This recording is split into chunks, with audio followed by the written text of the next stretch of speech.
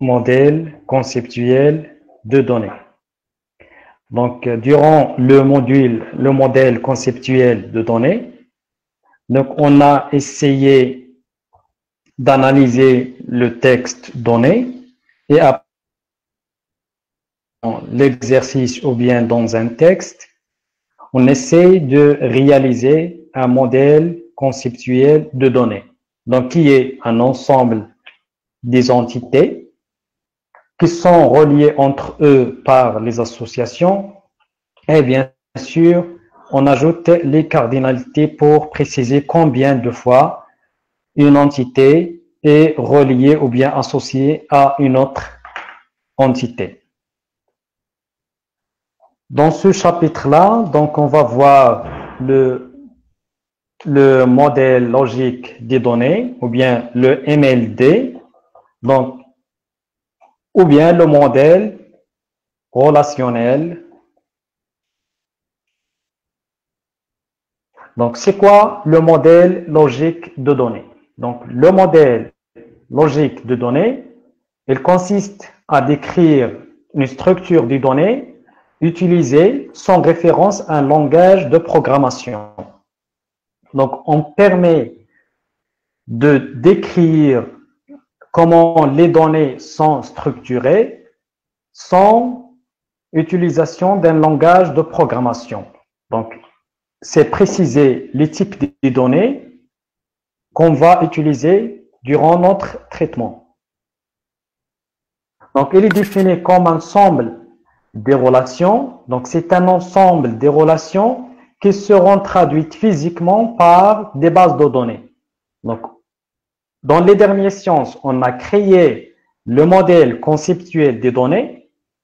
Dans cette science-là, on va voir le modèle logique des données qui sera traduit en base de données. Donc, voilà, donc, dans les dernières sciences, on a construit les entités, les associations et les cardinalités, donc, sous forme d'un graphe. Donc, ça s'appelle le modèle conceptuel de données. Donc, on va le traduire à un ensemble des relations en utilisant le modèle logique de données. Donc, ces relations-là ou bien ces tables-là donc sont par suite converties en une table ou bien en table dans une base de données. Donc, on emploie parfois ou bien souvent MLD pour le modèle logique de données et parfois on peut utiliser d'autres nominations, par exemple le MLDR, référence à modèle logique de données relationnel. On a ajouté relationnel. Ou bien le MRD, le modèle relationnel de données. Et parfois, on l'appelle MLRD ou bien modèle relationnel logique de données. Donc, c'est la même chose. Donc, quand vous lisez un exercice ou bien un autre cours, vous allez trouver soit le modèle logique de données ou bien le modèle relationnel de données. Donc, ce sont deux noms qui signifient la même chose. Donc, comment passons ou bien d'un MCD à un MLD? Comment convertir les entités et les relations et les associations dans un MCD à un modèle logique de données? Donc, bien sûr, il faut suivre 4 règles. Donc, on va voir maintenant. Donc, la première règle, elle dit, une entité de l'MCD doit être convertie à une relation ou bien à une table. Donc, la case ou bien le graphe entité, on va le convertir à une relation dans un MLD.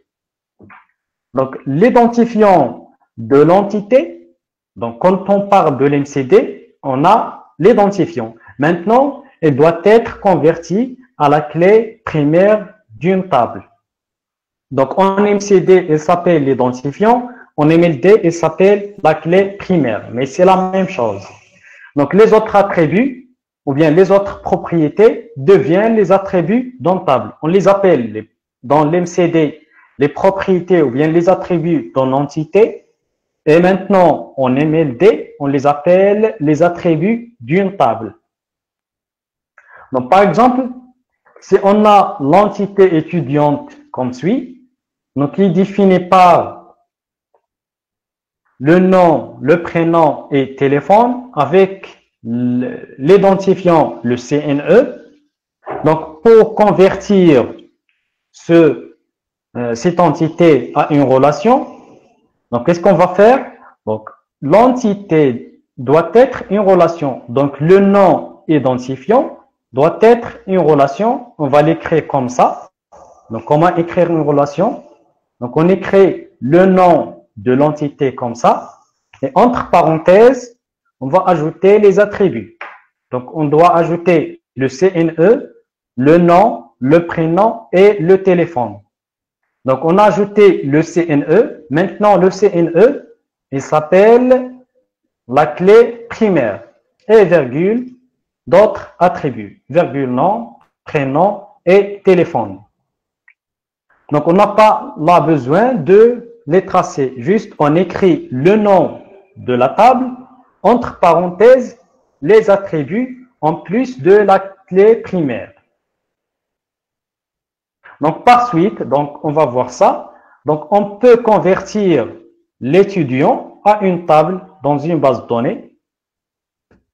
Donc là, on a une table simple.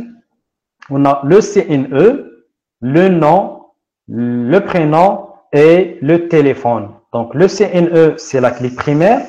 Donc, les numéros de carte des étudiants ou bien les numéros de carte nationale, les noms, les prénoms et les téléphones. C'est dans la base de données qu'on doit ajouter les informations. Mais dans l'MCD et l'MLD, juste on écrit la forme des données, c'est-à-dire les titres juste des données. Et dans les bases de données, on doit ajouter, donc si on veut ajouter une personne, on doit préciser son CNE, on doit préciser son nom, son prénom et son téléphone. Si on veut ajouter un autre étudiant, la même chose, on doit saisir son CNE, son nom, son prénom et son téléphone, etc. Donc maintenant, c'est simple pour la première règle. C'est juste convertir l'entité à une écriture qui s'écrit dans un ligne. Donc la deuxième règle, pardon, avant de passer. Donc dans le premier exemple, j'ai donné une simple entité sans relation. Maintenant, si on a deux entités avec une relation, donc là, il faut convertir chaque entité séparément. Donc, le livre, il doit être converti à une relation livre et l'auteur, il doit être converti à une relation auteur. Vous remarquez là que j'ai pas les associations. Donc, j'ai pas là les cardinalités. Pardon, j'ai l'association écrire, mais j'ai pas les cardinalités. On va voir donc comment faire ou bien comment réagir si on a les cardinalités là. Donc l'essentiel, le livre, donc on doit écrire le livre comme le nom de la relation et entre parenthèses, on doit ajouter les attributs, il délivre le titre et le prix. Et on doit garder il délivre souligné pour dire qu'il est la clé primaire. Donc voilà. Chose pour l'auteur.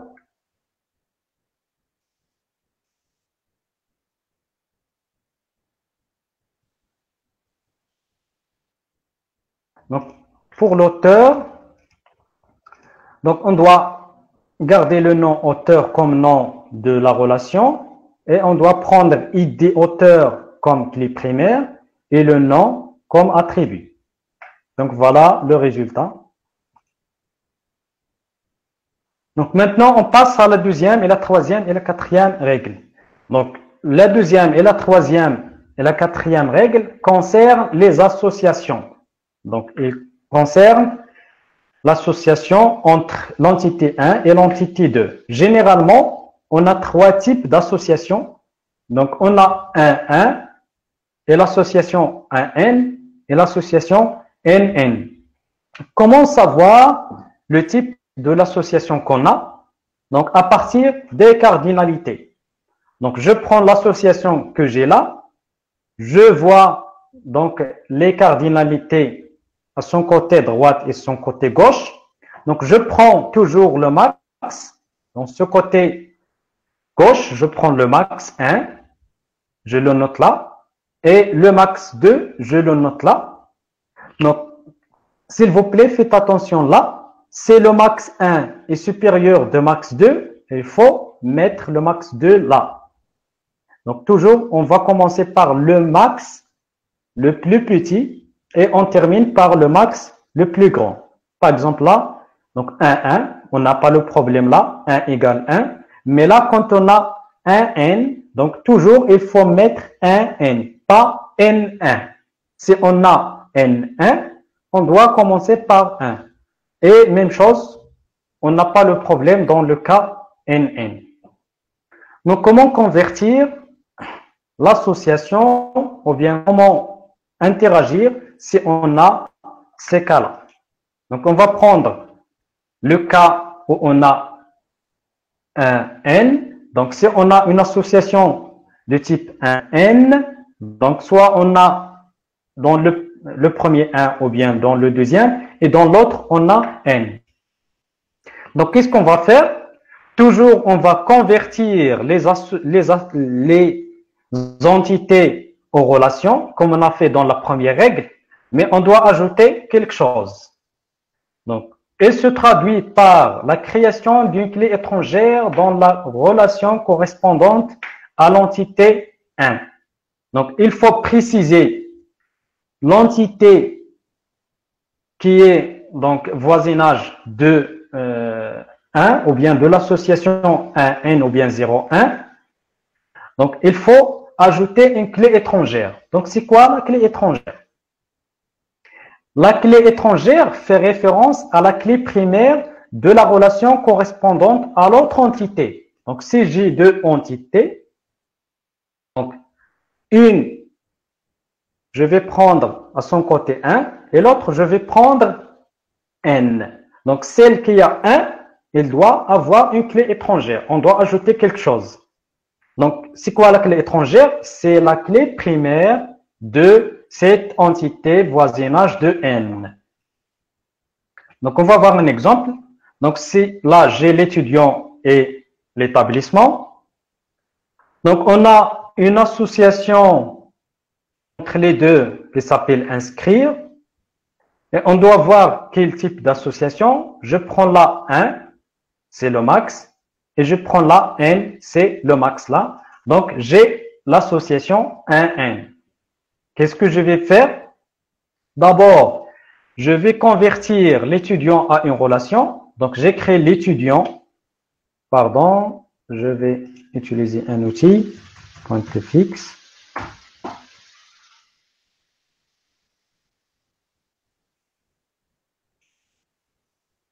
Donc, j'ai dit qu'on doit créer d'abord,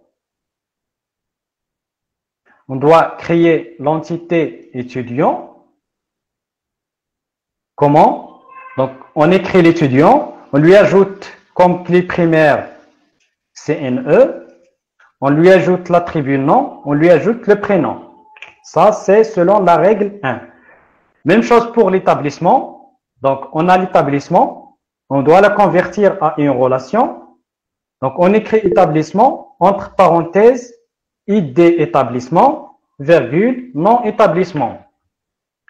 Donc, selon la deuxième règle, donc, on doit ajouter là quelque chose, la clé étrangère. Donc, c'est quoi la clé étrangère? Donc, elle fait référence à la clé primaire de l'autre table ou bien l'autre entité. Donc, je vais ajouter là ID étudiant. Donc, c'est quoi ID étudiant? C'est la clé primaire de cette... Pardon. C'est l'ID.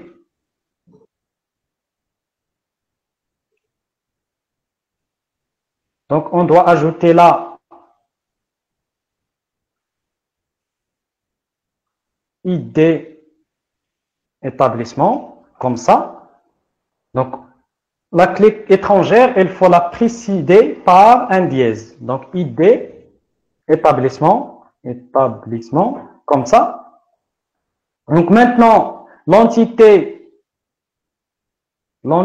étudiant doit avoir en plus de CNE, le nom et le prénom, un quatrième attribut qui s'appelle ID établissement. Elle s'appelle là la clé étrangère parce que elle fait référence à la clé primaire de l'établissement. Voilà comment.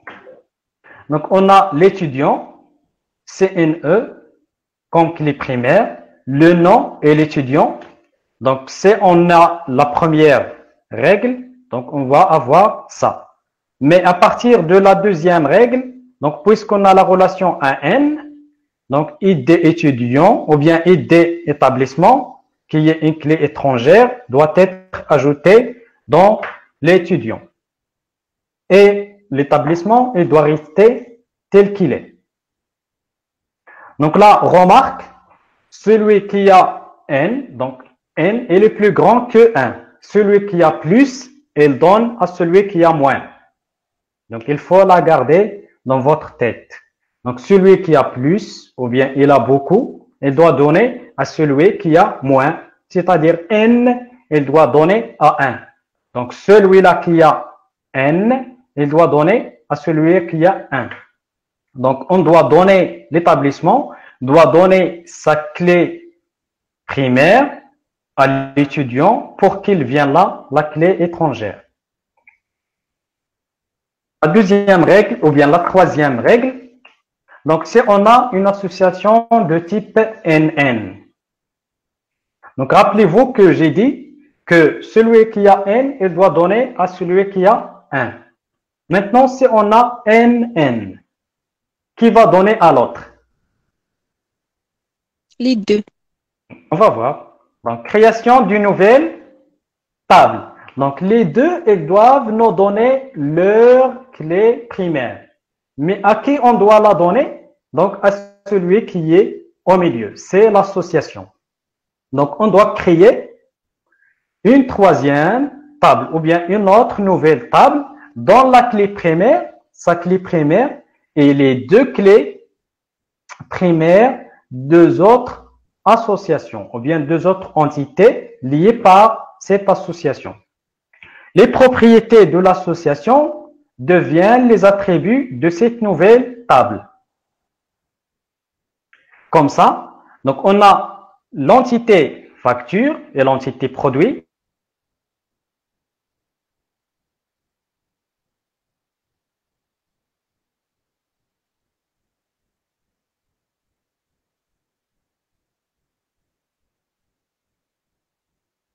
De l'association CNN.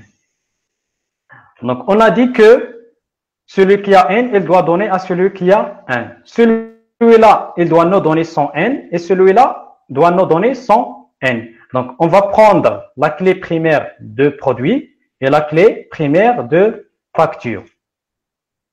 Donc, mais avant de passer à ça, donc, selon la première règle, donc, on doit convertir facture à une relation comme ça. Donc, c'est simple. Et ensuite, on doit convertir le produit à une relation, produit et des produits. On doit souligner et deux produits, le nom et le prix. Donc, maintenant, facture, elle doit nous donner sa clé primaire. Même chose, le produit doit nous donner sa clé primaire. Et on doit construire une nouvelle relation ou bien une nouvelle table qui prend le nom de l'association et les attributs de l'association et les deux clés primaires. Mais on les appelle là séparément la clé étrangère parce que ce n'est pas sa propre clé primaire. Donc on la précède par un dièse. Celle-là, on la précède par un dièse et on doit souligner les deux. Donc les deux sont la clé primaire de contenir ou bien de la table contenir. Et ensuite, on doit ajouter. Si on a l'attribut là, on doit l'ajouter. Si on n'a pas, on ne doit pas le chercher. C'est bon? Troisième ou bien quatrième cas, association de type 1-1. Maintenant, qui va nous donner? On a dit que celui qui a n, il doit donner à celui qui a 1. Peut-être personne ou bien aucune ne doit pas donner à une autre. Mais on doit voir que dans ce cas-là, on a des sous-cas. Dans le cas où on a 1-1, donc on a 3 sous-cas. Donc généralement, ça dépend du fonctionnement de l'entité la plus importante. Est-ce que le directeur est le plus important ou bien l'école est plus importante? Selon notre analyse. Donc, si l'école est la plus importante que le directeur, donc le directeur n'est pas important. Donc, on doit prendre tous les attributs de directeur, on doit les ajouter à l'école. Et on a une seule relation. Donc, on a une seule relation, comme j'ai dit, qui est l'école. Il a comme clé primaire l'identifiant de l'école, le nom de l'école. Puisque le directeur n'est pas important, on doit ajouter ces attributs-là. Et des directeurs, nom et prénom de directeurs sont soulignés et des directeurs. Parce qu'on est dans l'entité école et le directeur, c'est comme on l'efface. Donc, c'est simple. Dans le cas contraire, c'est le directeur est plus important que l'école, on doit faire l'inverse. Donc, on doit copier les attributs de l'école et on doit les ajouter au directeur sans souligner les D de l'école. Donc, directeur, il dit directeur, le nom, le prénom de directeur et ensuite les D de l'école et le nom de l'école.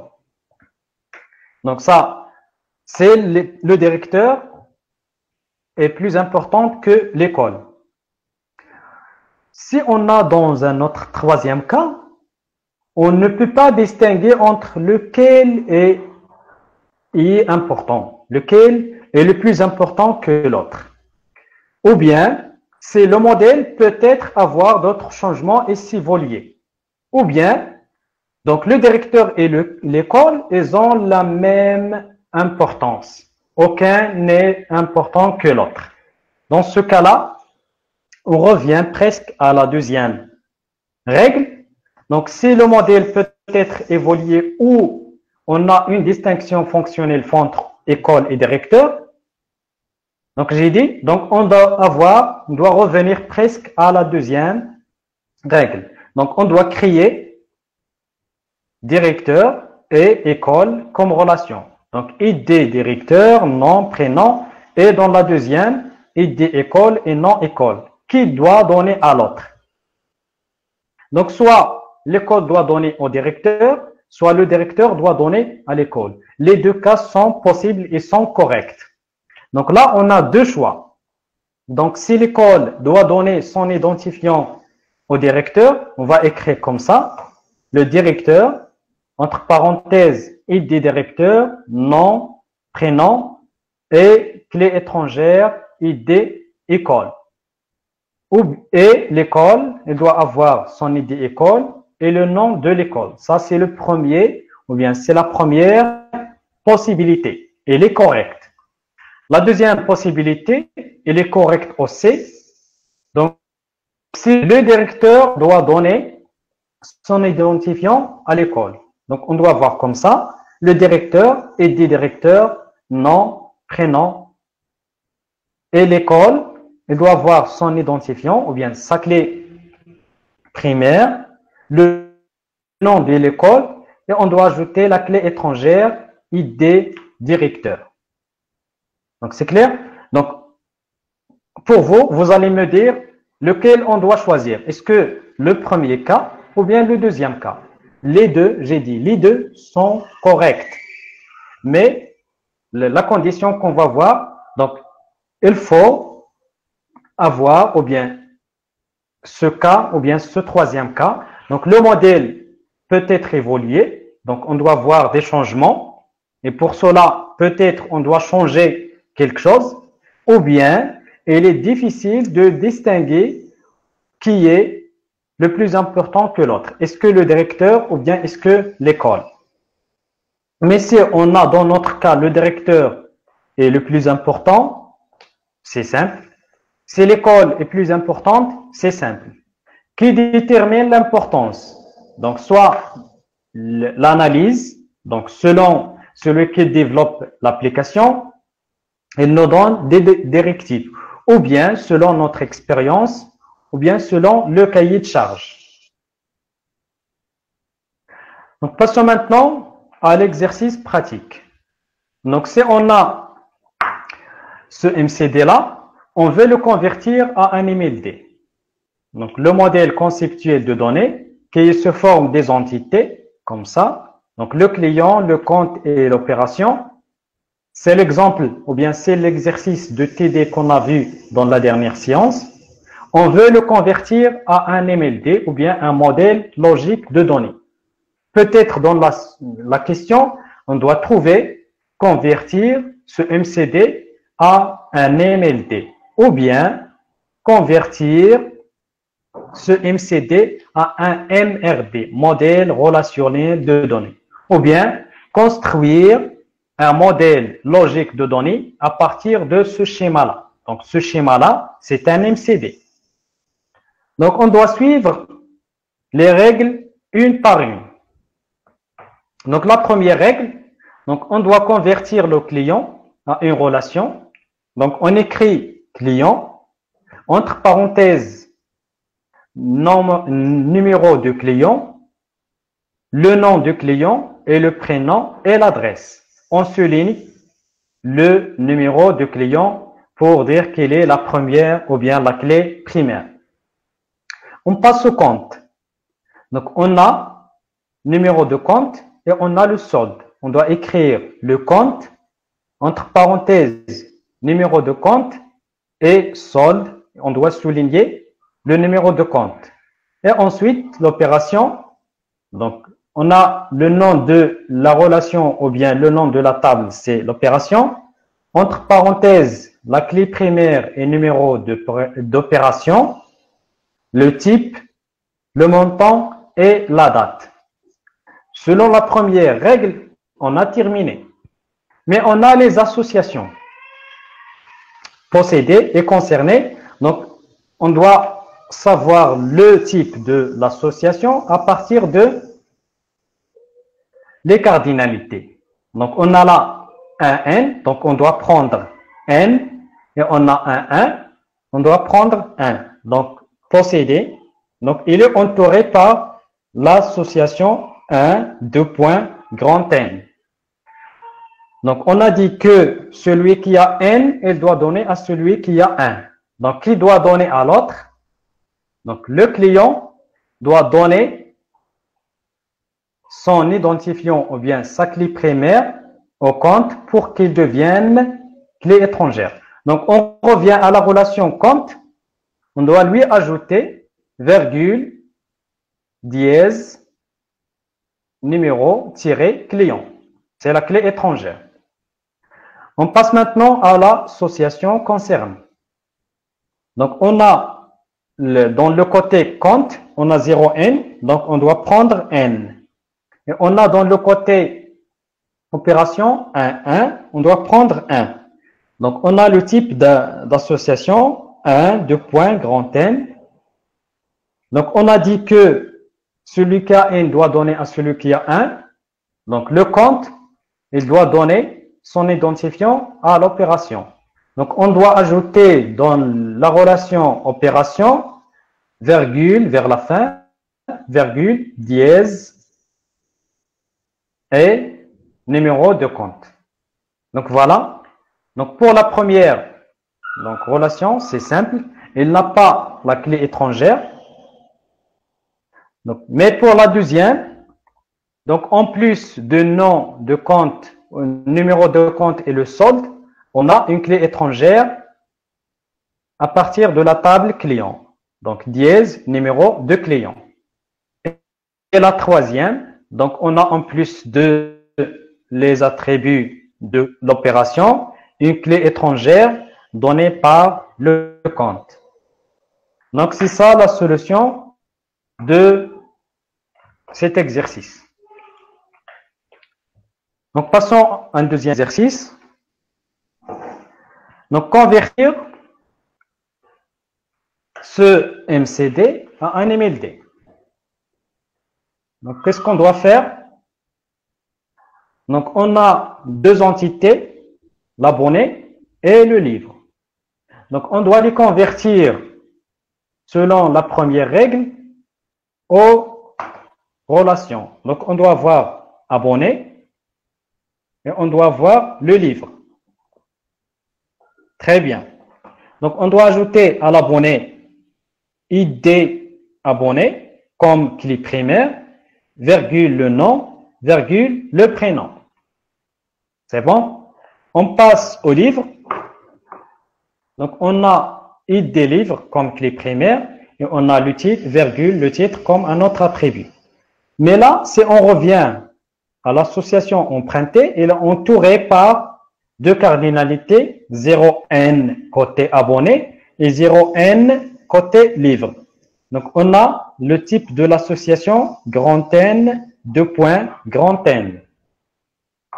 Donc, qu'est-ce qu'on doit faire? On doit créer une troisième relation qui s'appelle emprunté. Donc, elle doit avoir deux clés étrangères, une à partir de la table abonné, donc dièse ID abonné, virgule, dièse ID livre. Donc, puisque emprunté il a un attribut, on doit l'ajouter à cette relation. Donc, on a maintenant trois relations, l'abonné, le livre et emprunté, qui a comme clé primaire dièse ID abonné, dièse ID livre et virgule la date. Donc voilà, donc on a l'abonné, donc c'est simple. Donc le livre, donc aussi c'est simple, il n'a pas de clé étrangère. Et la troisième qu'on a construit, donc c'est empreinte. Donc notez qu'on peut là, généralement dans les associations, on utilise les verbes. Donc toujours on utilise, durant notre exemple, on utilise toujours les verbes. Donc au moment de la conversion à une relation, soit vous pouvez garder ce verbe-là, soit vous pouvez le changer. Donc par exemple les empreintes. Au lieu de créer une table qui s'appelle emprunter, on peut l'appeler les empreintes. C'est bon? Ça ne se pose pas le problème.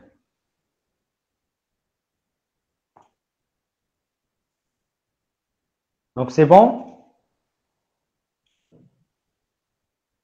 Donc passons maintenant aux opérations qu'on doit faire sur ces relations-là. Donc on a un MCD, on a converti un MCD en un MLD, mais si on veut ajouter ou bien interroger ces associations-là ou bien ces tables-là, donc quel langage qu'on doit utiliser?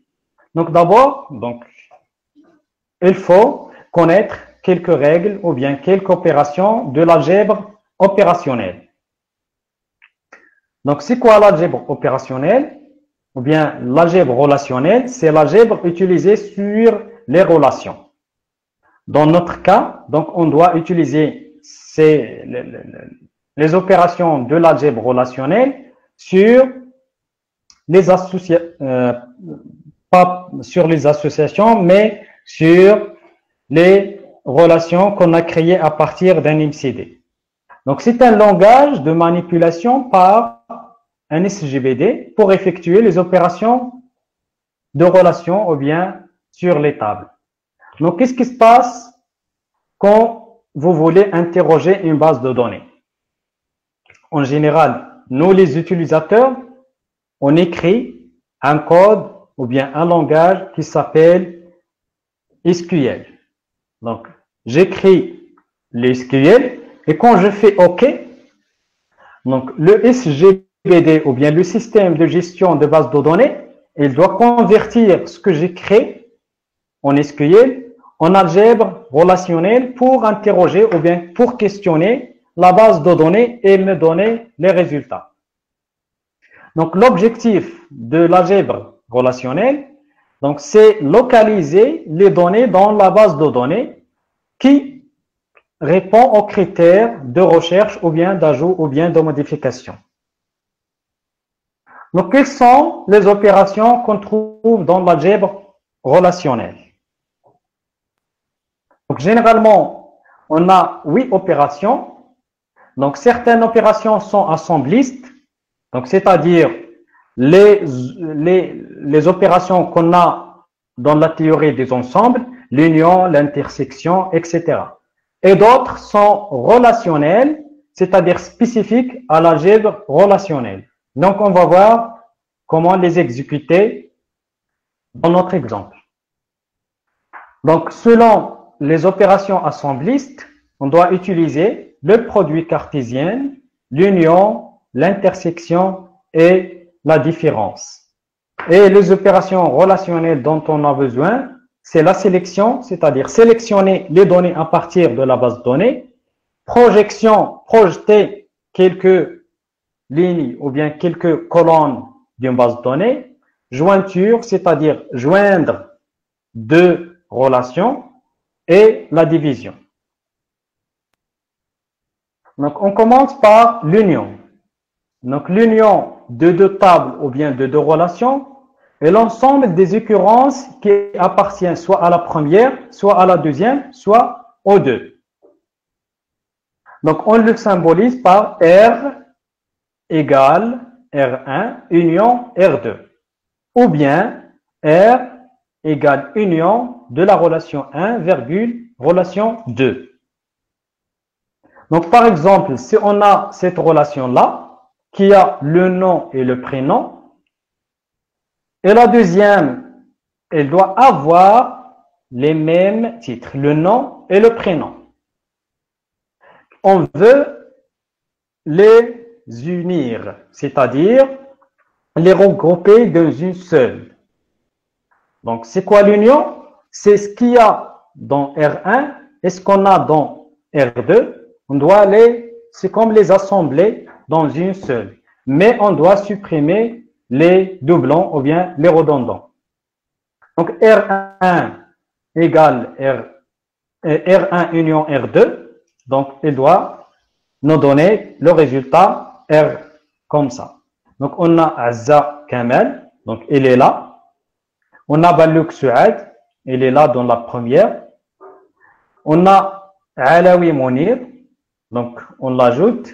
On a Balouk Suad, donc puisqu'il est déjà là, donc on ne doit pas la rajouter pour la deuxième fois.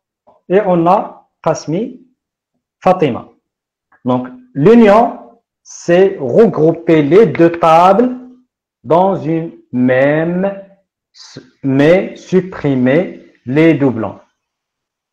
Je crois que donc si vous avez fait les cours la théorie des ensembles, donc vous allez comprendre ce que j'ai dit. Donc maintenant l'intersection. L'intersection entre deux relations ou bien entre deux tables. Donc c'est les occurrences qu'on a dans la première et qui existent dans la deuxième. Donc l'intersection, c'est-à-dire il faut que les données existent dans la première. Donc, on le symbolise comme ça. R égale R1 intersection R2. Ou bien, R, on écrit intersection entre parenthèses R1, R2. Comme exemple, donc on va reprendre le même exemple. Donc, si on a la première relation, on a Zakamal et Balouk Suad. Et dans la deuxième, on a Alawi Monir, Balouk Suad, Qasmi Fatima. Donc, quelle est la ligne ou bien les données qui existent dans la première et en même temps, elles existent dans la deuxième. Donc, c'est Balouk Suad. Donc, R1 reçoit R1 intersection R2 et doit nous donner la relation R qui contient les données ou bien la donnée Veluk de R. Troisième opération, c'est la différence. La différence entre deux tables ou bien deux relations et l'ensemble des occurrences qui appartiennent à une table sans appartenir à la seconde. C'est presque l'inverse de l'intersection. C'est-à-dire, il faut les données qu'on doit avoir, donc ils doivent exister dans la première relation sans être dans la deuxième opération. Donc, on doit supprimer ce qu'on a dans la deuxième relation. Donc, R1 moins R2 ou bien R reçoit différence R1 virgule R2. Donc, attention là, cette opération a un sens, c'est-à-dire l'opération est non commutative, c'est-à-dire R moins R2 est différent de R2 moins R1. Par contre, l'intersection et l'union, ils nous donnent la même chose. Donc, si on a là R1 et là R2, donc la différence, c'est les données qui existent dans R1, mais qui n'existent pas dans R2. Donc, on doit supprimer ce qu'on a dans R2. Est-ce que Azza Kamal existe dans R2? Non. Donc, on doit le garder. Est-ce que Veluk Su'ad existe dans R2? Oui, il existe. On doit la supprimer. Donc, il nous reste Azza Kamal. Donc, R1 moins R2, il doit nous donner Azza Kamal. Maintenant, si on veut faire l'inverse, donc R2 moins R1. Donc, on doit prendre R2 et on doit supprimer ce qu'on a dans R1. Donc, est-ce que Alawi Mounir existe dans R1? Non, on doit le garder. Est-ce que Veluk Su'ad existe dans R1? Oui, il existe. On doit la supprimer. Est-ce que Qasimi Fatima existe? Non. Donc, on doit la garder. Donc, dans ce cas-là, donc on doit supprimer celle-là. Donc, R2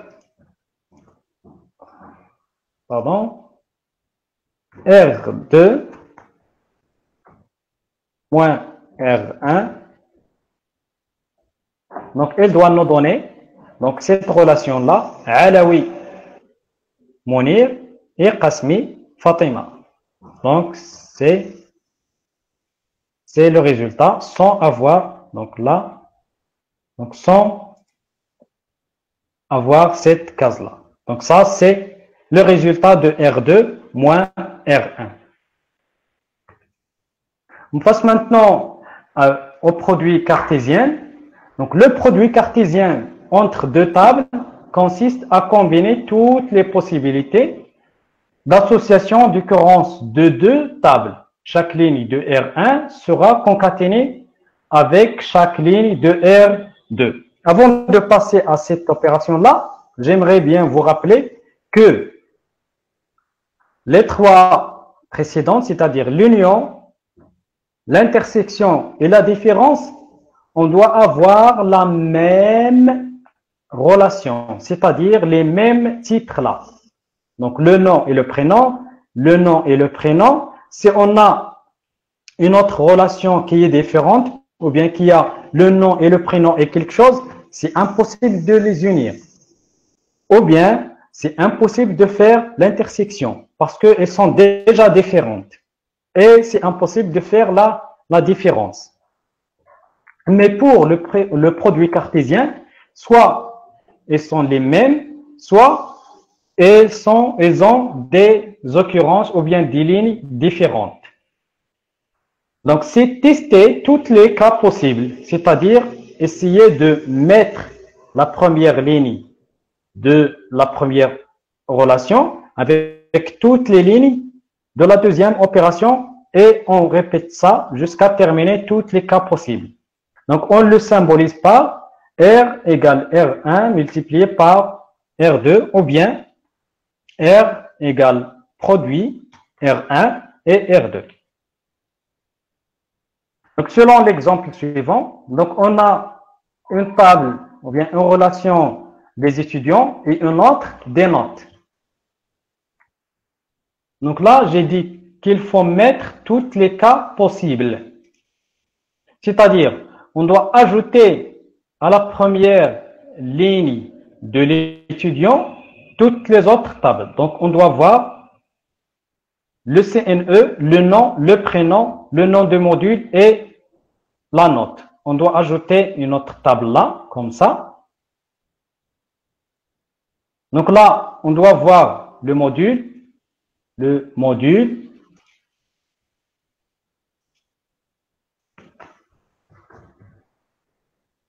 et dans l'autre, on doit voir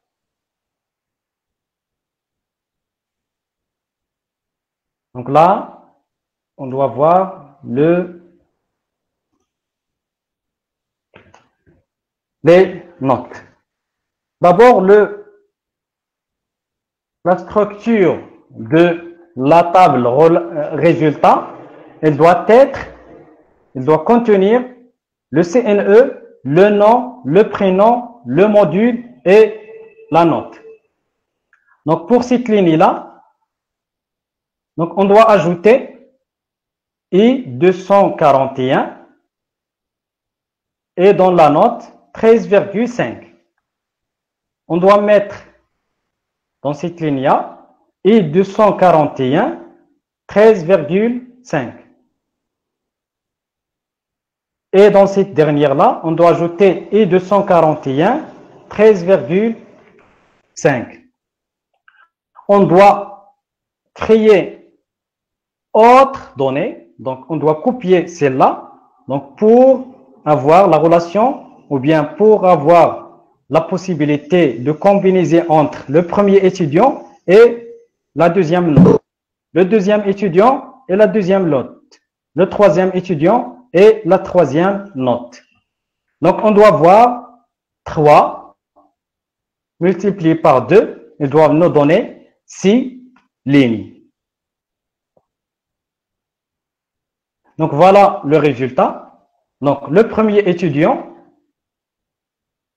Azza Kamal, donc, est là dans le module E241, 13. Même chose pour Ballouk Suad. Même chose pour Qasmi Fatima.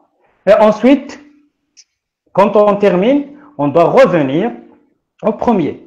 Donc, Azza Kamal, donc, il doit avoir la note de module M222, Ballouk Suad, même chose, et Qasmi Fatima, même chose.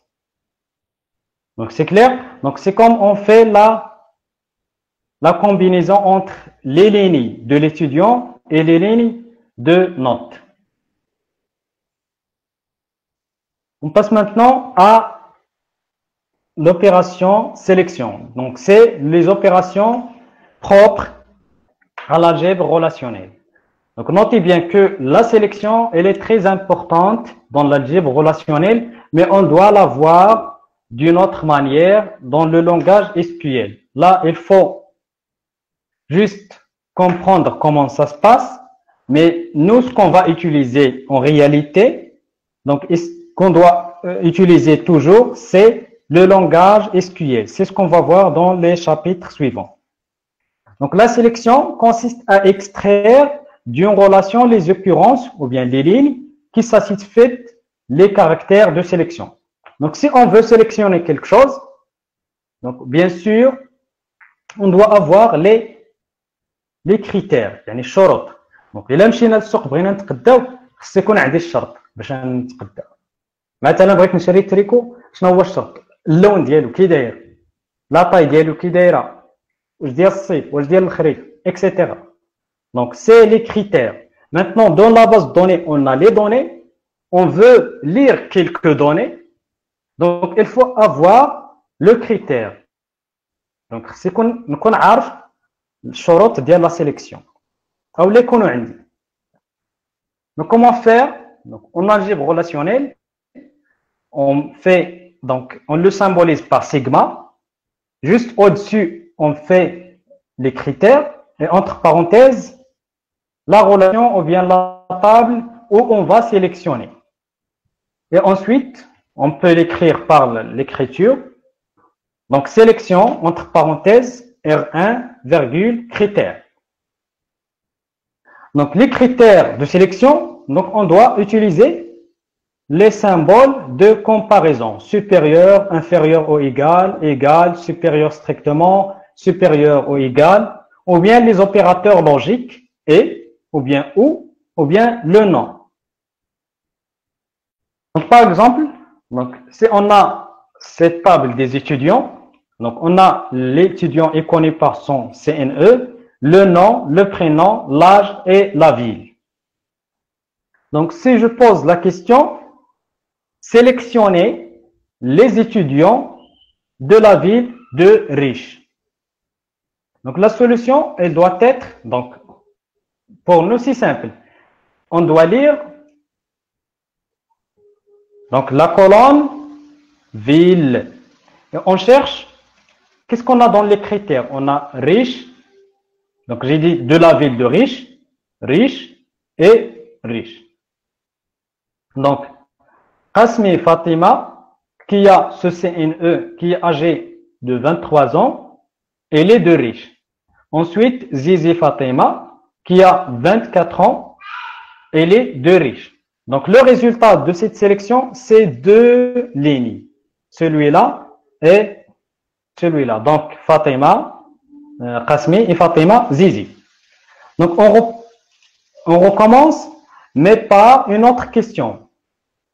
Sélectionnez l'étudiant qui s'appelle, ou bien qui a son nom, Saïdi. Donc, directement, je vais donc au critère, le nom qui s'appelle quoi? Saïdi. Donc, je cherche donc celui-là. Donc, le résultat, on a une seule ligne. Saïdi, Amel, 22 ans, middle. Donc, c'est cette ligne qu'on a comme résultat. Maintenant, si j'ai deux critères,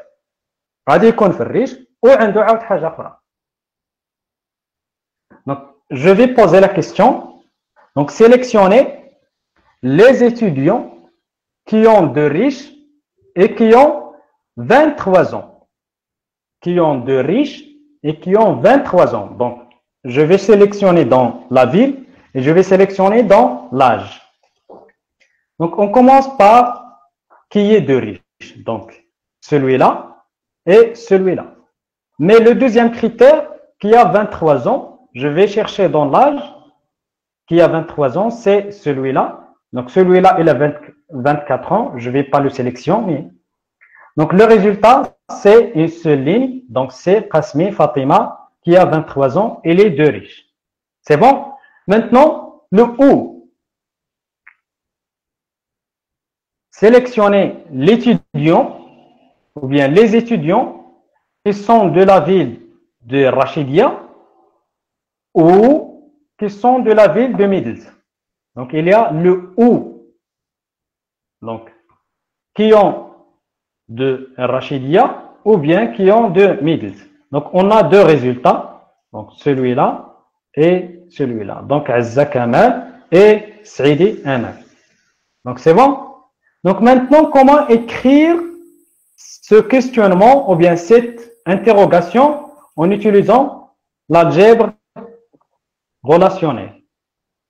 Donc, on revient là. Donc, là, j'ai dit, attends, donc sélectionner R1 et le critère. Donc, je vais faire sélectionner, là, le nom de la table étudiant et le critère ville égale riche, ou bien ville égale quelque chose, ou bien ville égale, ou bien âge, ou bien nom, ou bien prénom. Ou bien là, sigma, juste au-dessus, le critère ville égale quelque chose entre parenthèses R1. Donc, on va voir dans notre exemple. Donc, la relation R1,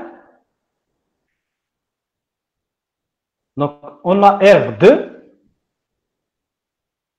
égale sigma, c'est-à-dire sélectionner l'étudiant, ou bien à partir de la table étudiant, les lignes qui ont ce critère-là. La ville égale riche. Donc, c'est 2. On a 2 cas. Déjà, on a trouvé ça. Donc, le résultat, ou bien on écrit sélectionner étudiants de la table étudiant les étudiants qui ont le critère ville égale riche. Donc, maintenant, R2. Donc, voilà le résultat de R2. Selon cette sélection-là. Donc, c'est toujours, on doit trouver dans la ville riche. Donc, c'est Fatima Qasmi et Zizi Fatima. C'est bon? Maintenant, si on veut, autre questionnement. Donc, R2, on veut chercher les étudiants qui ont l'âge supérieur ou égal 24. Le symbole supérieur ou égal, elle est le seul. Donc, on ne va pas utiliser les deux, donc séparément. On doit utiliser supérieur et devant supérieur, on doit utiliser égal. Ce symbole, il doit être utilisé comme ça. C'est pas comme en maths, vous écrivez une tirée là, au-dessus de supérieur. Donc, sélectionnez l'étudiant qui a l'âge supérieur ou égal 24 à partir de la table étudiant. Voilà, on a la table étudiant, elle est là. Ou bien on écrit comme écriture, sélectionner étudiant, donc âge supérieur ou égal 24. Donc, quel est l'étudiant qui a l'âge supérieur ou égal 24? Donc, on doit 24 au plus. Donc, 1, 2, 3. Donc, on a Azza Kamal, on a Ballouk Saïd et on a Zizi Fatima. Donc, voilà, on a 3 résultats. Donc, on a Azza Kamal et on a Ballouk Saïd et on a Zizi Fatima. Donc, dans le premier et le deuxième exemple, on a un seul critère. On n'a pas 2 critères. Donc, si on a 2 critères, on doit voir comment faire ça. Donc, sélectionner l'étudiant qui a l'âge supérieur strictement de 23. C'est-à-dire, 23 n'est pas inclus. 23, on ne va pas l'ajouter. Donc, 24, 25, etc. Et vous remarquez là, il y a un symbole et, ville égale riche. Donc, la question que se pose dans ce cas-là, sélectionner dans la table étudiant un étudiant ou bien les étudiants qui ont âge supérieur strictement de 23 et qui habitent la ville riche. Donc là, il y a le et qui habite. Donc, les étudiants qui ont de riches, donc on a 2. On a Qasmi Fatima.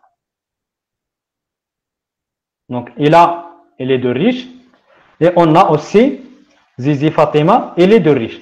Mais, et âge supérieur de 23. Normalement, je vais faire l'inverse. Je vais commencer par le premier critère. Sélectionner les étudiants qui ont dans leur âge plus ou bien 24, 25, etc. Donc, on a Kamel, on a Saïd et on a Fatima. Voilà, on a 3 étudiants qui répondent au premier critère. Mais le deuxième critère, donc qui ont quoi? Qui ont de la ville de riche. Donc, on a celui-là et on a celui-là. Donc, l'intersection est, c'est l'intersection entre les deux. Donc, il doit répondre au premier critère et au deuxième critère. Donc, c'est Zizi, Fatima, donc qui répond à ce critère-là. C'est bon? Si on a ou, si on a là le ou, pardon, si on a là le ou,